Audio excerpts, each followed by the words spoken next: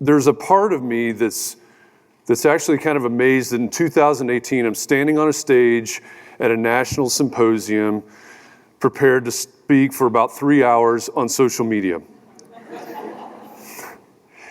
But in all seriousness, a couple weeks ago, I was speaking at a conference, and I was up against a presentation on legalized pot.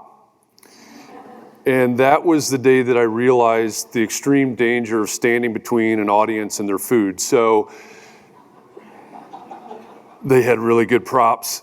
So we'll be out of here by lunchtime.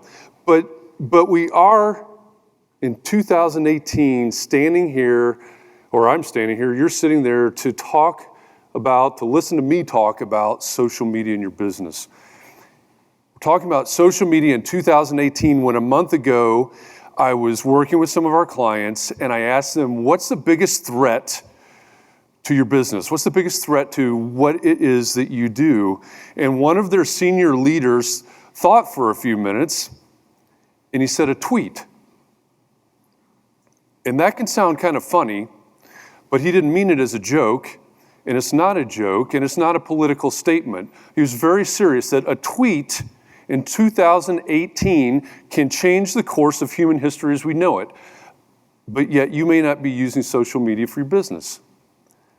A tweet in 2018 can disenfranchise entire segments of our society. A tweet in 2018 can empower subcultures. A tweet in 2018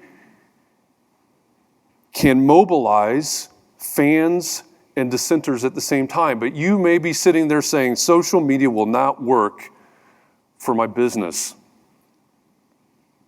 And I think there may be something to that. What really interests me about social media in this day and age is where social media as a marketing tool, and it is a tool, social media as a marketing tool can have a very effective impact when we look at the intersection between marketing and business development, between the intersection of reach and being able to spread our message and the hustle that's necessary for business development. So that's where I'd like to start this discussion.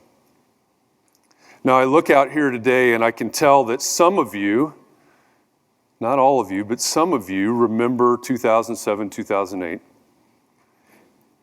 Unless you're in complete denial or in some sort of meditative state, a lot of you remember the impact that 07, 08 had on our profession, that it might have had on you and your business, that it might have had on you personally. And that's where I'd like to start the story that I'd like to tell you today.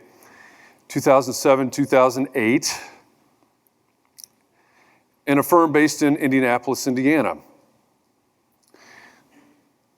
We were weathering the storm. Not necessarily that well. A lot of shingles had blown off. We had broken windows. There were definitely buckets sitting around the floor to catch the drips that were coming through, but we were still alive. We were still competing, didn't have a lot of work, but we were still a firm. But you fast forward to 2009, and the stress of it all had created an irreparable rift in the partnership, and 2009 was a pretty dark year of business divorce, let's call it that. But what came out of 2009 was three much younger looking guys. Three guys that came out of that split in January of 2010 with a brand new firm. Why not? We've just blown a firm up. We come out.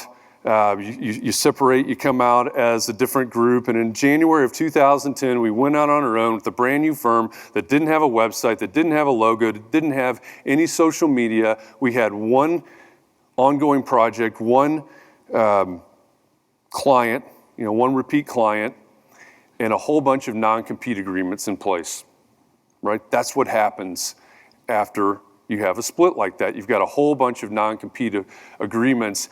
And so you're facing, at this time in January 2010, with one project, one client, and not any ability to talk to your past clients in an industry that wears a statement like this: 90% of our projects come from repeat clients and referrals. we wear that like a badge. You can put whatever number you want in there, but I know you say it, 70%, 80%, 90%, everybody says that. We wear that like a badge in this industry because we think relationships are so important, and they are. Relationships are important on a number of levels. We need to foster those. But in that scenario where we're going out on our own, just coming out of one of the worst economic times, definitely in our memory, probably in history, and we decide to start over. And so we've got this startup situation, right? Why not create worst case scenario and see if we can dig our way out of that? It's good to have a challenge. So as the original marketing director of 110 Studio in Indianapolis, I knew that we had to do something quick. We had to do something creative probably, and something that had immediate impact. And I really like to sum up everything that we did with one word, and that's engagement. You have to understand what it is that makes you unique. You have to understand what it is the uniqueness that brings value to the marketplace where you are.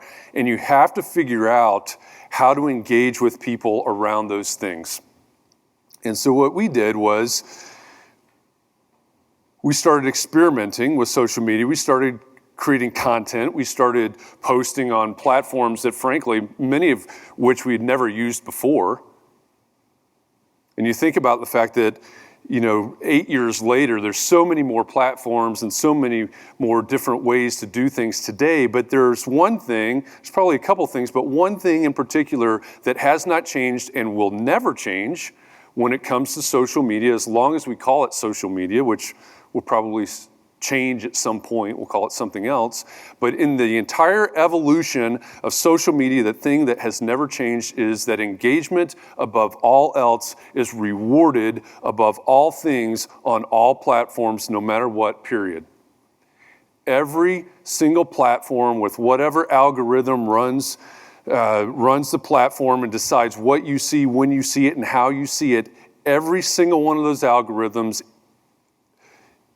encourages, rewards engagement above anything else. So that's what we did. We decided we've got to engage. So we went out and we started looking for people. We started talking about the things that we cared about. We started talking about things in the communities where we wanted to work. We started talking about things that mattered to our ideal clients, not to us necessarily, but to our ideal clients.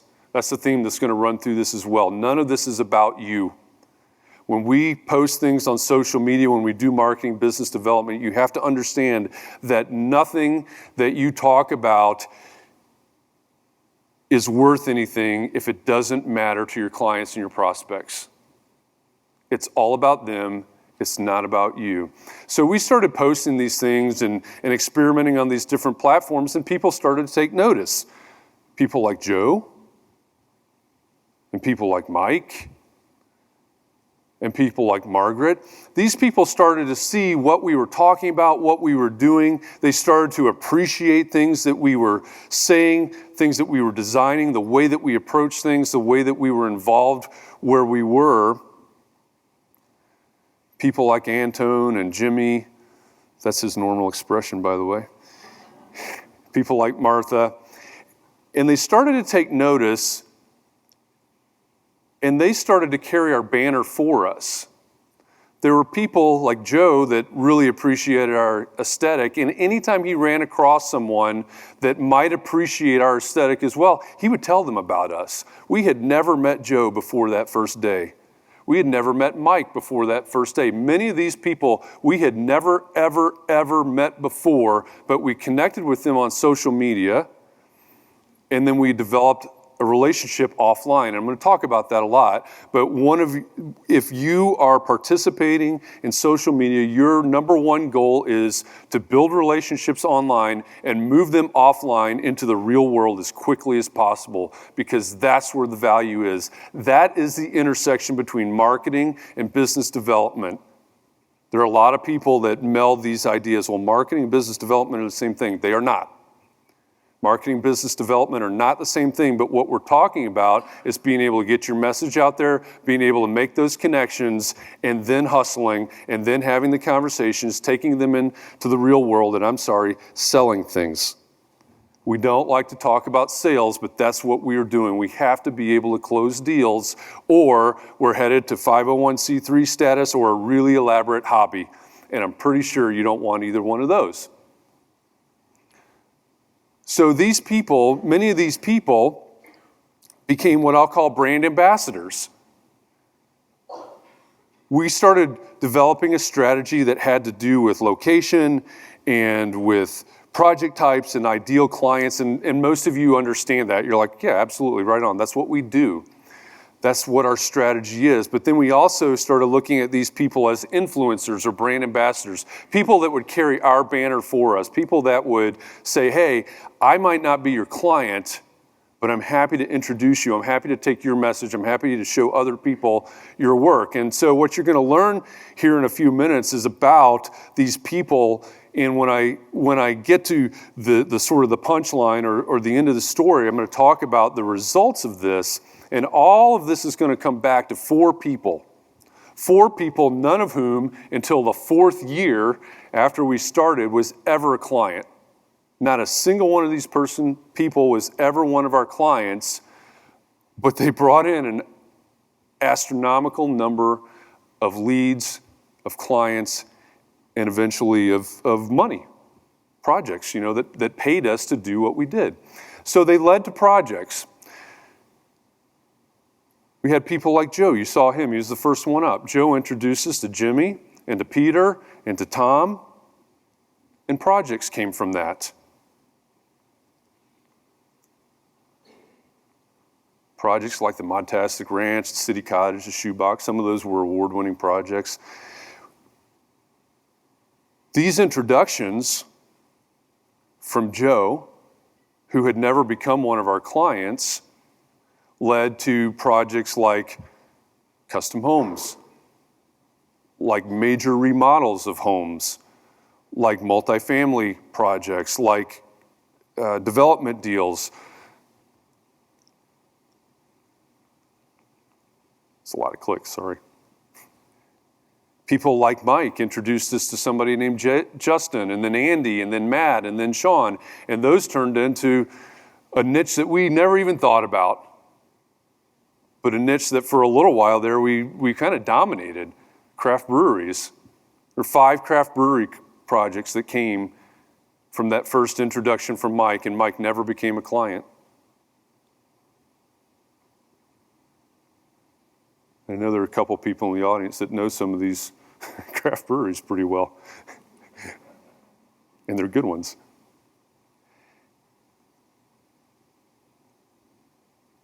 And then people like Margaret that really appreciated what we were doing in our community and our dedication to where we were and being involved where we were. And we connected with Margaret and Antone and eventually Martha.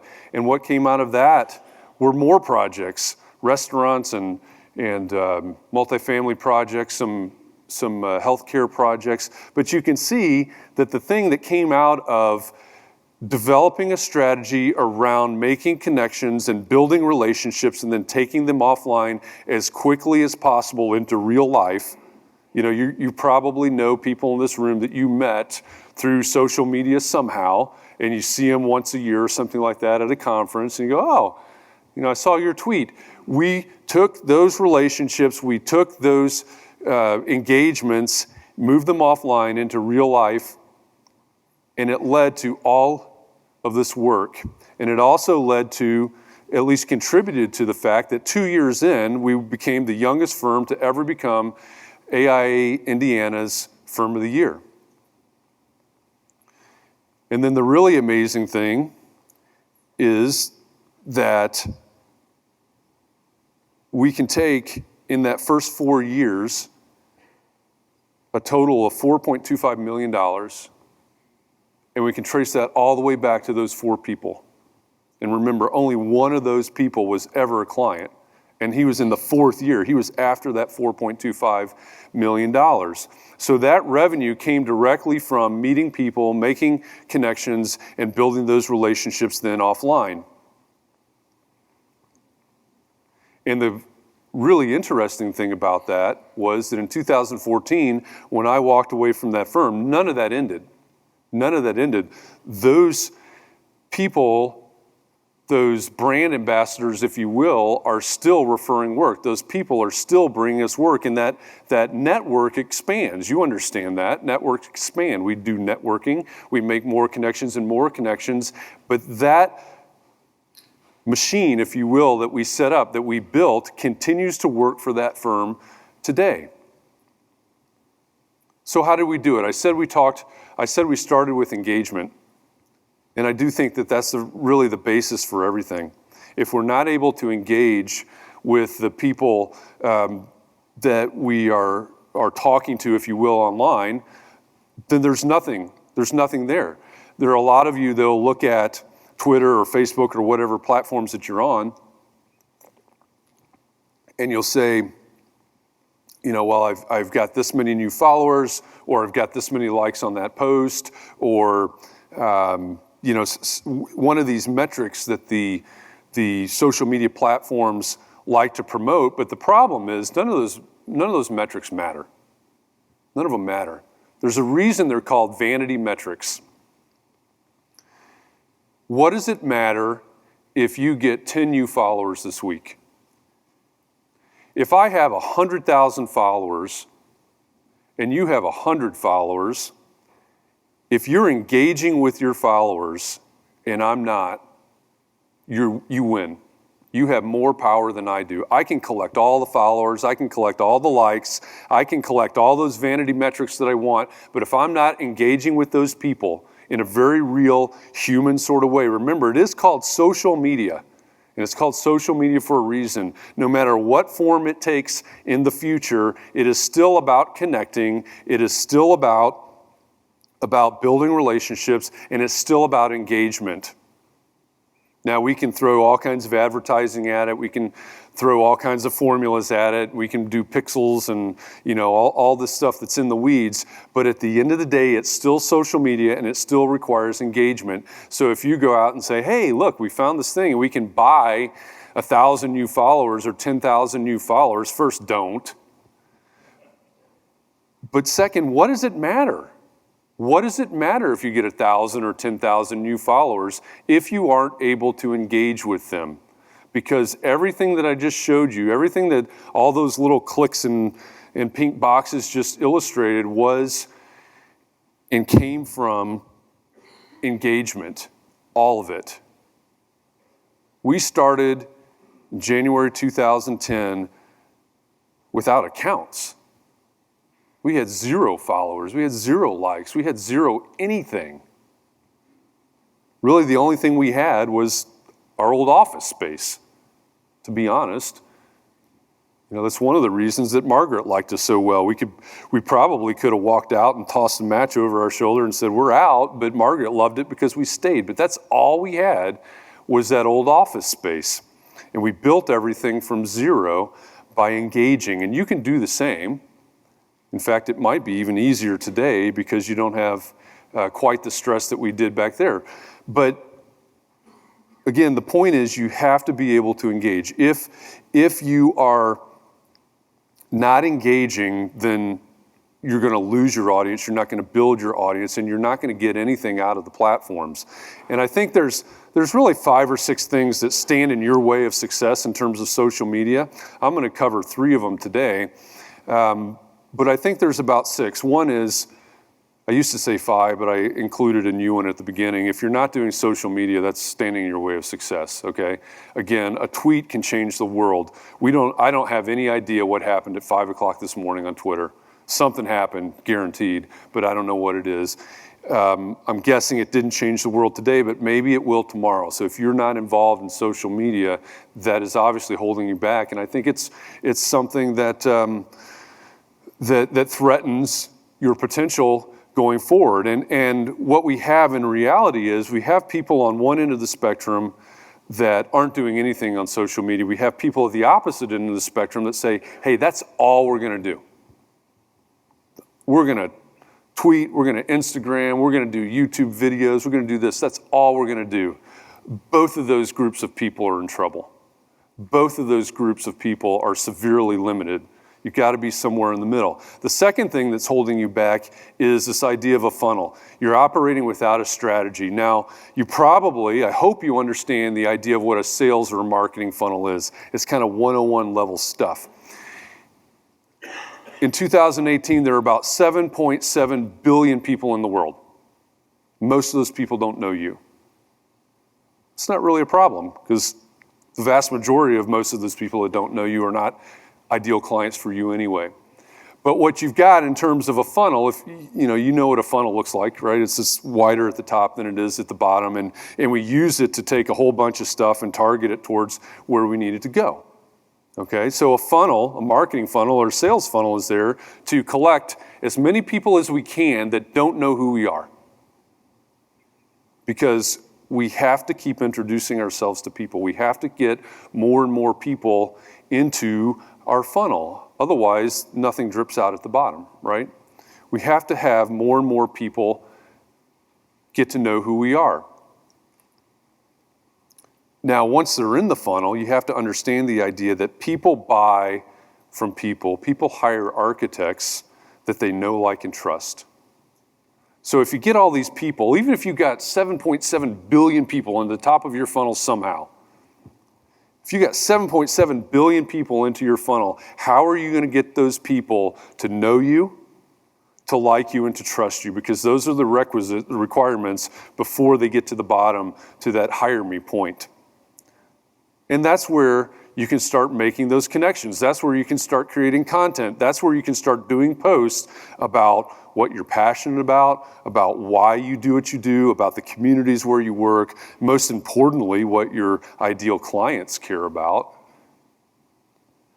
But if you can start doing those things, if you can start creating posts and creating videos, whatever it is that you want to do in the social media world, you can work people from, hey, I found this new firm, to, hey, I know more about this firm. Hey, I actually like this firm.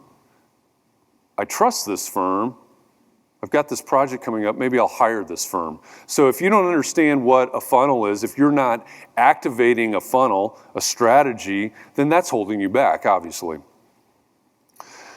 The third thing that's standing in your way of success in social media, I'm not really going to cover that too deeply now, but it's this idea that you have to be everywhere. There's Facebook and there's Twitter and there's Instagram and YouTube and Snapchat and who knows what else and who knows what's coming tomorrow. There are a lot of people out there that say be everywhere. And I don't think that's right, especially if you're just starting out. Because the other part of this formula is your effort has to be sustainable. You have to keep doing this. You have to be consistent in what you're doing. And if you go out of the gate today and say, hey, we're going to do videos for YouTube, and we're going to do photographs for Instagram, we're going to do this on Facebook, and this and that and the other, I'll give you a week. And you're going to be done. You're going to be burned out. It's like, we can't keep this up. We don't have the resources to keep this up. So choose somewhere. Choose somewhere that you do need to be. Choose somewhere that you think your ideal client is hanging out, and engage with them there on that platform. You can always expand later. The fourth thing that's holding you back is the idea of quantity over quality. There are tons of people that'll tell you, you need to be posting every day on this platform. You need to be doing this. You need to be doing that. And yes, consistency, I said it before, you need to be out there. You need to be telling your story. You need to be spreading your message. But if you can't be consistent about it, if you can't keep it up, if it can't be a sustainable effort, then what does it matter? If you fall off in a month, then you're going to go into the ether having no one ever known you were there, because it moves by that quickly. So make sure that what you're posting is, number one, sustainable, that you can keep doing what you're doing, but make sure it's high quality. You know, I often cringe when I look at my own Instagram account because I've taken some picture that I thought was really cool that day, and then I woke up the next morning and went, oh crap, That's not so cool. I don't want to dilute what I'm doing. I don't want to reduce the quality of what I'm doing.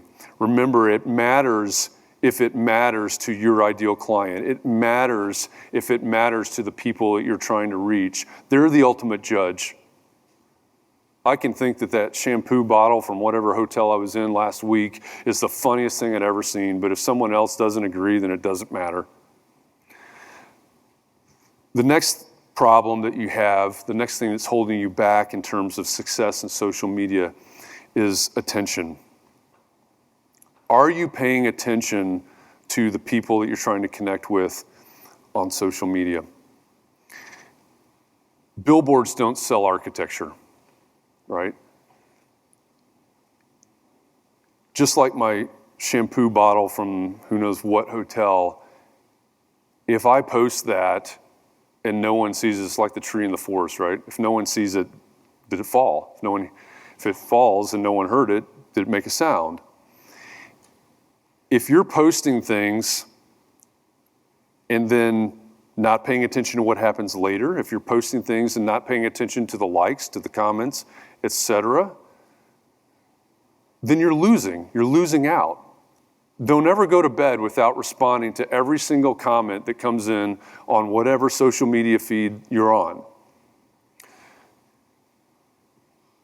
You've got to be paying attention to these people, because I said before that every algorithm that runs every platform in the universe rewards engagement. So if you take the idea that a like on one of your posts is important, it's worth 1 point, well, when someone comments on your post, most of those algorithms say, well, that's worth 100 points.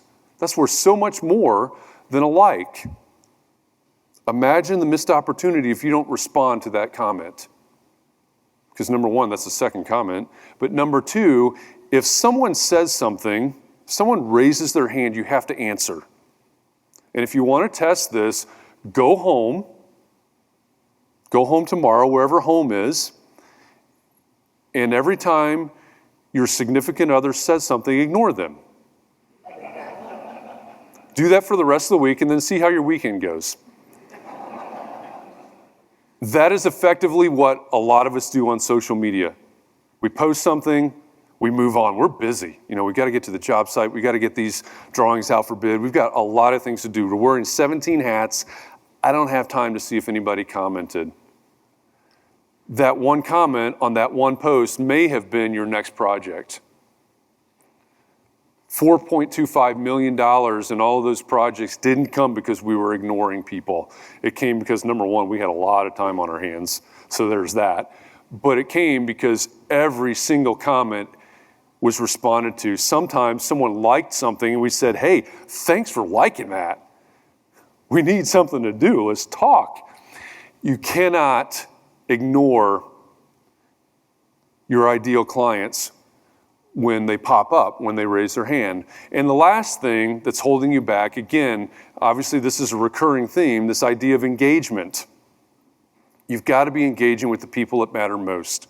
You can look through your feeds, you can understand, okay, well, this is a bot. There's a lot of talk about bots and Russians and whatever.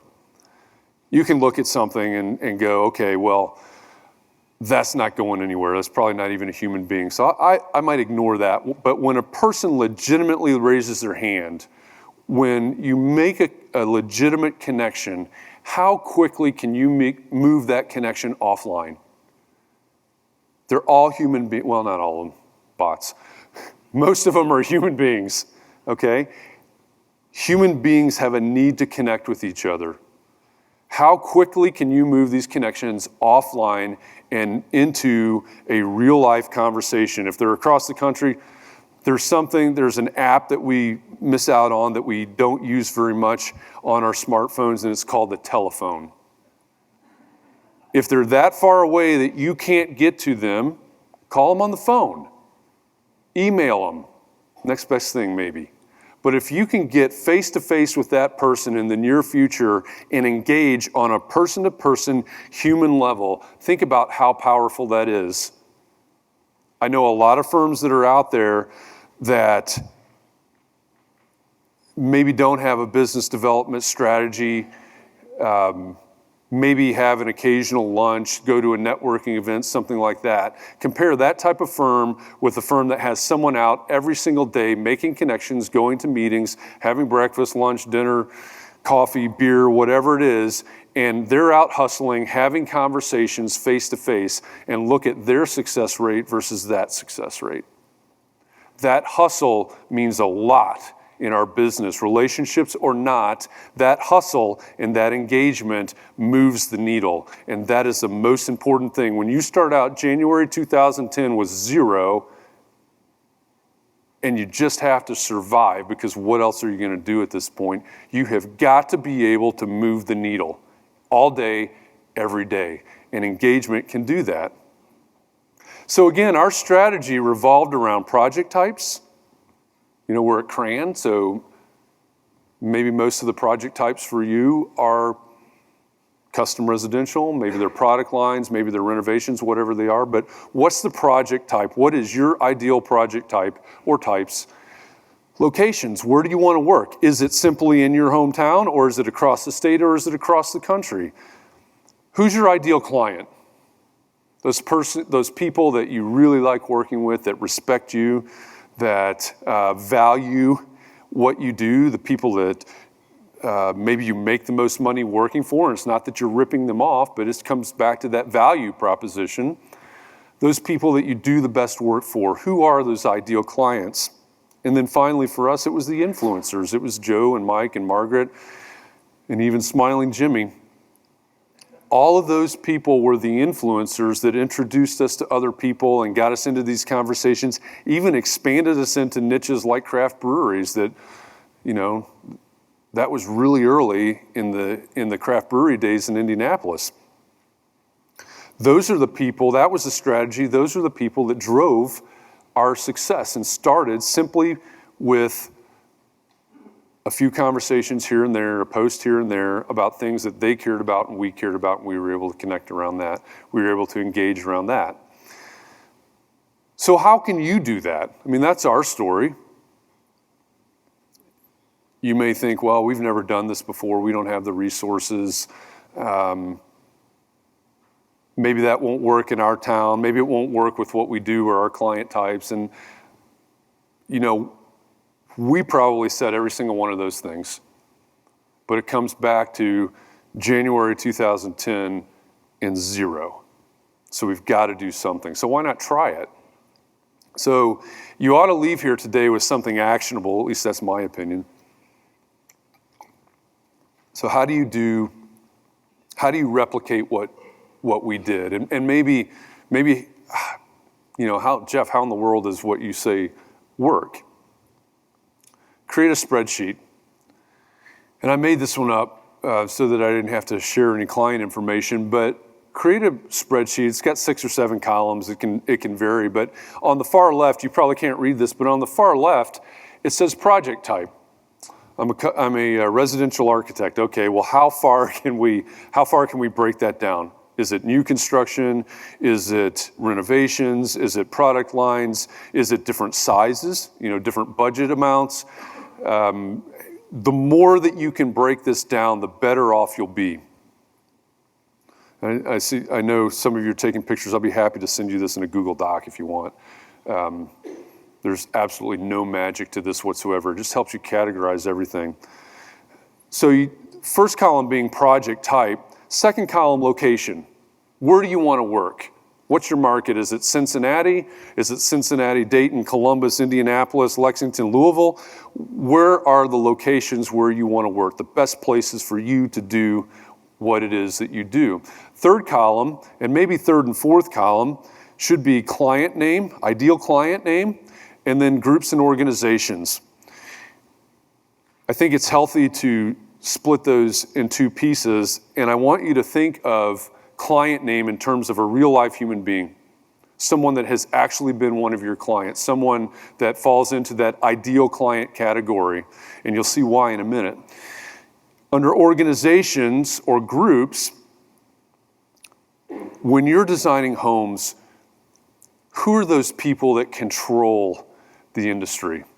Is it realtors? Is it contractors? Who can make those types of introductions that you need? Think about those groups and organizations where you can find referral partners, where you know that the referral stream can hit a barrier because, hey, this realtor over here really likes to control the mid-century modern market. You know, they're the person that we've got to connect with if we want to do this kind of work. What are the groups and organizations that have that sort of control or have that ability to create referrals? Put those in a column. And then once you've done that, create columns for the platforms where you want to work. Again, if you're just starting out, pick one that you like. If you're really good at photography, pick Instagram. It's great. Great for photos, great for video. Architecture is obviously a very visual medium. If you like to write, create a blog or post on LinkedIn in the articles section on LinkedIn. If you love to be in front of the camera, which, you know, show of hands is probably pretty low, but if you love to be in front of the camera, create videos for YouTube or Instagram or record a podcast, whatever it is. Pick the platforms where you want to be and then start stalking people. Don't get caught, okay? Don't get in trouble, but start stalking people. When you think about those ideal clients, those real life human beings, and you think about the platforms, where are they on those platforms? What groups do they follow? What groups do they belong to? What pages do they follow? What matters to them on those platforms? You can pretty quickly get rid of, you know, the stuff that has to do with things where you'll never make a connection. But remember, if they've got a kid that plays baseball or a kid that plays soccer or they volunteer for the Humane Society, that might not have anything to do with what you do, you think. But where are they sharing information? Where are they getting into conversations where they say, hey, I was thinking about renovating my kitchen? Are they asking other soccer parents? Are they asking other people in whatever group or organization they belong to? Because your goal is ultimately to get into conversations where you can add value. You've always got to add value. One of the biggest problems in social media is when I stand over here on the corner and I start shouting about who I am and what it is that I do. Number one, no one cares, okay? We're all selfish. We're all in it for ourselves. This is not about you, it's about them. So you've always, no matter what, when you share some information, when you insert yourself into a conversation, please bring value to the conversation. Otherwise, you're reduced to used car dealer status. No offense to any recovering used car salesman in the audience, but you've always got to add value. So when you look at those two columns that I have there, their Facebook group and LinkedIn groups, look at the groups, the pages, et cetera, that those people are following. Look at the pages and the groups for those organizations and look for places where you can insert yourself into conversations and add value. Because what happens is people see that. Oh man, I remember we were having this conversation on Facebook and this guy mentioned this open house over here, this guy mentioned this thing going on at the museum or whatever it was. People remember that and it starts popping up more and more and they start to recognize you and it starts becoming really easy to engage because the barriers are down. This is social media. I can say anything, I can do anything, for better or for worse. But when I'm bringing value to the conversations, people remember that, people see that, people respect that, and people will want to know more about you if it's valuable to them.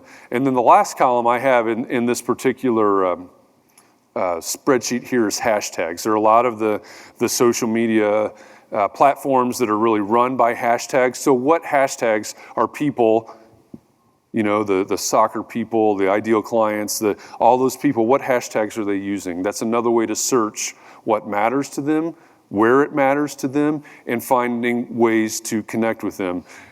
I think at the bottom of every slide here today, it says CRAN 2018. You go to Instagram or Twitter and search that hashtag, and you're going to see everybody's photographs from this event.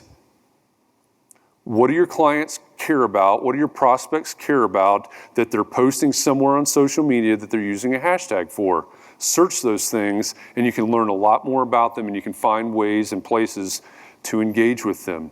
So that's a really simple tool that you can use to organize things and figure out where you can go about and how you can go about engaging with these people, because ultimately that is,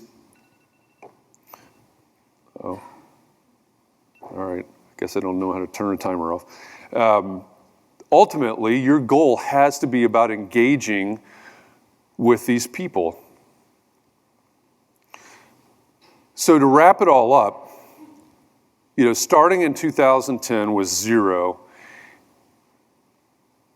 Really not knowing what we do. That ought to put, I think, everybody in the room at ease.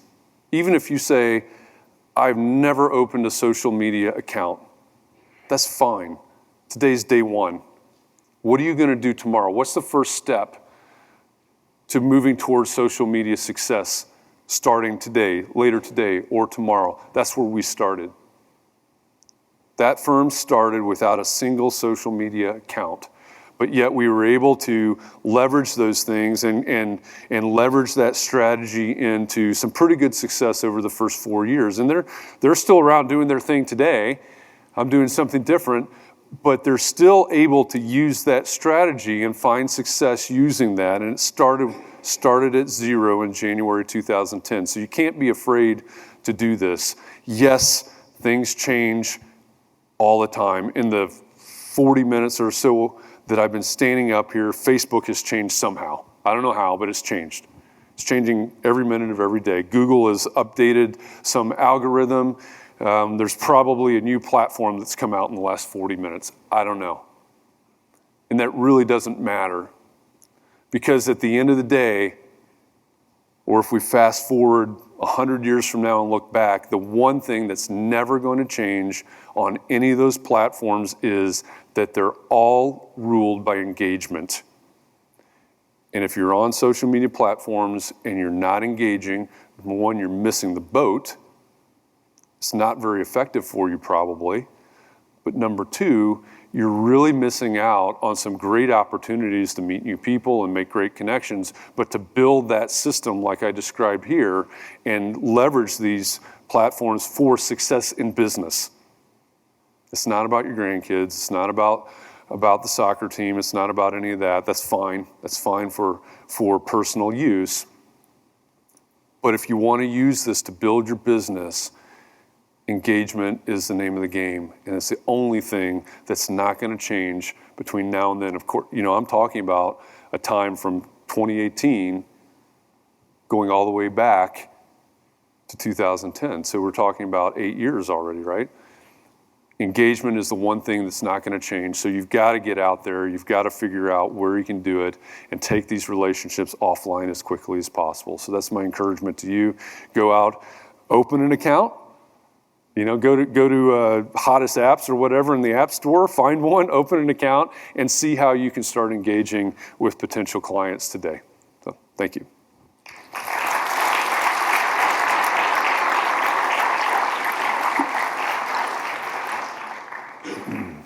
All right, questions? Let me get the mic to you. It's a quick one.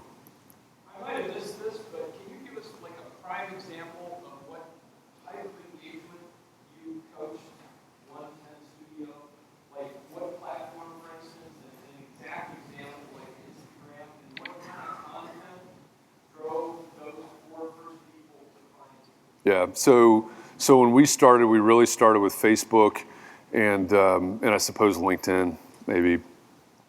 But we focused very heavily on the neighborhood where we were for a few reasons. Number one, because it was sort of an up-and-coming neighborhood, but there are also a variety of project types there. And it was a small enough area that we could really kind of engage powerfully, whether for profit or not, if you want to say it in that way.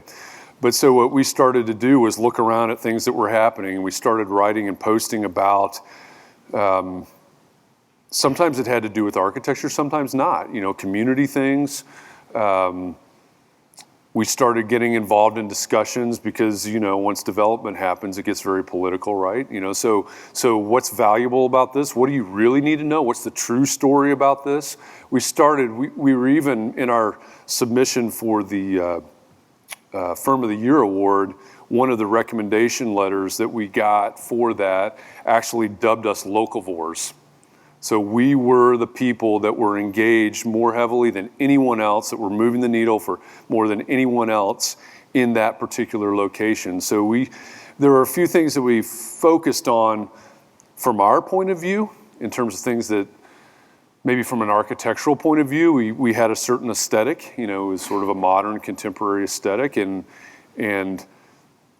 understanding that Indianapolis is not necessarily the highest end market in the world. We paid a lot of attention and talked a lot about quote unquote affordable modern. So there'd be posts about that. We had the opportunity to work on some mid-century modern homes and renovations and additions to those. So we talked a lot about that. That's where Joe came into the picture.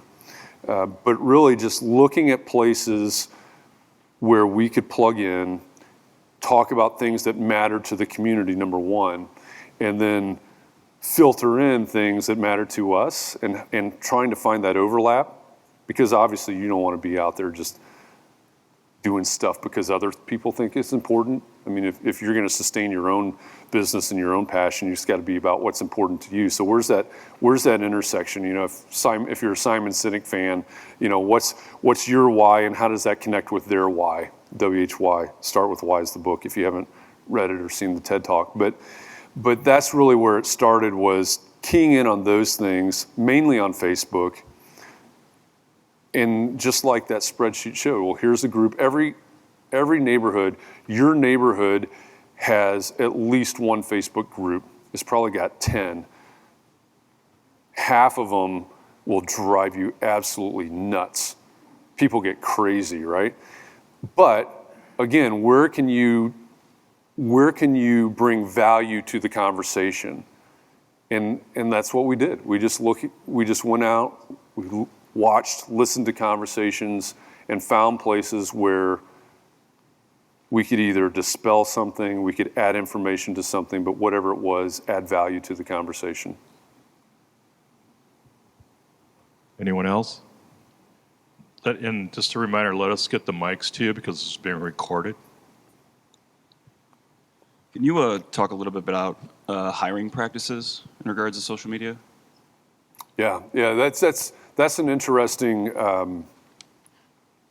branch, maybe, if you will, because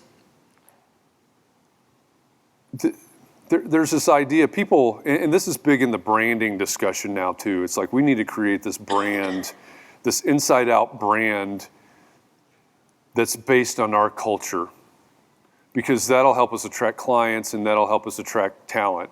If you know Hinge Marketing, every year they do a white paper, a study on the AEC the marketing in the AEC industry, and this year, one of the things that came out of that paper was that the biggest threat to the AEC industry in the next 3 to 5 years, I think it was, is the lack of available talent.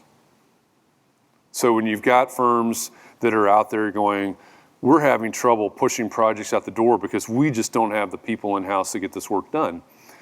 And firms that are going to the different colleges and universities to recruit, going, I will hire as many people as I possibly can. Actually, I was at a career fair at one of the universities, and I asked somebody, I said, what are you looking for, interns or graduates? And he said, some of both. And I said, how many? And he said, unlimited. What in the world does that mean? They would hire as many people as they possibly could to move projects through their office and out the door. So back to the idea of your brand being able to attract clients and talent and being able to align, that's usually one of the terms that's used, this authentic, we're going to align around this authentic brand, and that's awesome. Alignment is what every business strives for. We want everybody aligned. But what if you set up a scenario where through your social media and your quote unquote brand, what if you set up a scenario where you clearly define the value proposition that you brought to the marketplace? These are the problems that we solve. It's not, I'm an architect. These are the problems that we solve. Don't talk about what you do, talk about the results of what you do. That's one you ought to like write in the, you ought to write in the cover of your Bible or something. Don't talk about what you do, talk about the results of what you do. And so if you can create this social media presence that talks about the problems you solve in the community or the lives of your clients or whatever it is, and clients can see that, they can align around that, right? It's like, oh, I've got this problem. These are the people that solve that problem. I'm going to go hire them. You know, we're working them down the funnel in that way. But when you get to your question about recruiting, and back to the idea that we need to create this, that everybody in our organization can align around, what if you created that brand aligned around these problems that you solved, and there were these young people or even second and third job architects in your city or beyond that said, you know, I see what they're doing there, and I see that the problems that they solve, and I'm really passionate about that. I want to go work there. They come in aligned. We don't have to align around a ping pong table or a kegerator. We can create a brand around the problems that we solve that have to do with our why and their why, where everybody's aligning on that. And then the people out there that we want to recruit can see that. They can see what we're doing, and we can show all kinds of cultural stuff, but if we make sure that it all has to do with that brand and those problems that we solve, and showing that on social media visually, podcasts, videos, whatever, blog posts, they can see that and they can go, that's a place that I want to work. You take a lot of that process out of there because, you know, if you ever talk to an HR person, they'll tell you that the cost of a bad hire is usually about 3 times the actual salary of that person. You've hired them, you've got to fire them or however you're moving them out the door on their own or at your volition. And then you've got to search, and then you've got to hire someone else, and you've got to onboard them. All those things add up to 3 times the salary of that person. So what if you found them already aligned? What if they could see through what you're posting and the things that you're talking about, that's the place that I want to work. I see how they work. I see why they work. I see what they're working on. That's where I want to go.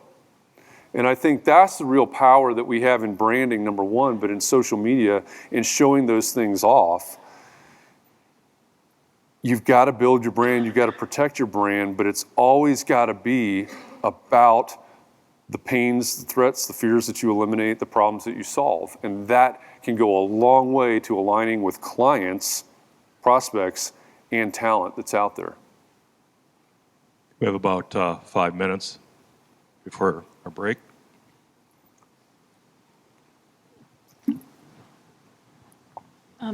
Thanks. 2 questions. Do you ever, as you discover better and better hashtags, do you ever go back and edit posts, or after a number, do you like repost a post with different hashtags to get a different audience? So one thing, hashtags are really important because, like I said, especially for Twitter and Instagram, at some point they were trying it on Facebook, and I think that's kind of died off now. But if you take Instagram as an example, you can put 30 hashtags in a post. That's the limit. You need to go back and look at some of those old posts and just click on the hashtags, because at some point, imagine this CRAN 2018 hashtag. You know, and there are a lot of people that say, well, you know, we own this hashtag. It's like, you don't own anything, okay? This is all wild, wild west stuff. You can say my hashtag is CRAN 2018, but actually I did this morning. If you scroll through those pictures, the first picture, I think it's the first picture using that hashtag, is some family having dinner in a pub in Vienna or something like that. For whatever reason, they used that hashtag. And that's no problem. That's just the way it works. You don't own anything. This is just the hashtag we're going to use. But what if someone, not to pick on anybody, but what if someone that in the porn industry co-ops that hashtag, someone that violates the rules of service for one of the platforms? What if someone co-ops that hashtag and starts using it for their own to post things that are not allowed on the platform? Eventually, or usually very, very quickly, Instagram or Twitter or somebody's going to go, wait a minute, we're not doing this, we're not playing this game. And so they'll devalue that hashtag, if not block it completely. So you need to go back in those old posts, and if you've got 10 hashtags, click on every single one of them and see what comes up. You may find that some of them are blocked. You may find that some of them have been completely devalued. So if you've done it in a way that it's editable, fine, just edit it. Put the more current hashtag or take it out or whatever you think the appropriate response is. But yeah, they don't. Probably 2 or 3 years ago, we would have said, yeah, they live on forever, but they don't. They don't live on forever anymore. Some of them will, but some of them are being knocked off left and right. It's a good question. John, back over there on top. Question from the dark. Yes. Thank you. Hi, Jeff. That was a lot of great information. Thank you for that. So my hashtag on Instagram is Vermont Architect, and I've used it so much that I don't think anybody else dares to in Vermont. So maybe I own it. But that relates to my, so I'm just going to get a whole bunch of new followers here, but that relates to my question. Architects are often accused of designing their websites for other architects, and I see on social media, architects are often more engaging with other architects and almost generating their tweets. And I wonder, is there opportunity there? Is it a bad thing? Just any thoughts you have on that?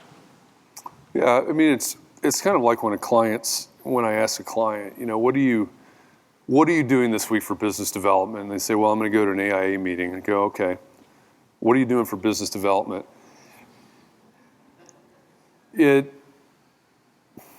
Talking to each other can build camaraderie. Talking to each other can expand our network. You may have a certain niche that someone else isn't in, and they may refer work, and all those things are great. But and it's nice to share things with our friends. But if you're really trying to drive work, you need to be connecting with others. You need to be connecting with those prospects. And one thing that came to my mind for some reason as you were asking that is that one of my favorite things is to tell architects, show people how you do what you do. The sketches, the models, the 3D renderings that you spin around, all those things, because that kind of stuff fascinates people. That kind of stuff fascinates your clients. That is the entire reason that HGTV is in existence. That may be the bane of your existence, but the ability to see behind the scenes and understand how you do what you do, because they can't do it, is the stuff that fascinates them. The most expensive, the most valued, the most coveted ticket at a concert is the backstage pass. So now, before anybody says, well, I don't want to expose any of these things, I don't want to show people these processes, I don't want to show people how we do what we do, you do not have a secret sauce. Not a single one of you in this room has a secret sauce. And even if you do, take a look at the celebrity chef culture.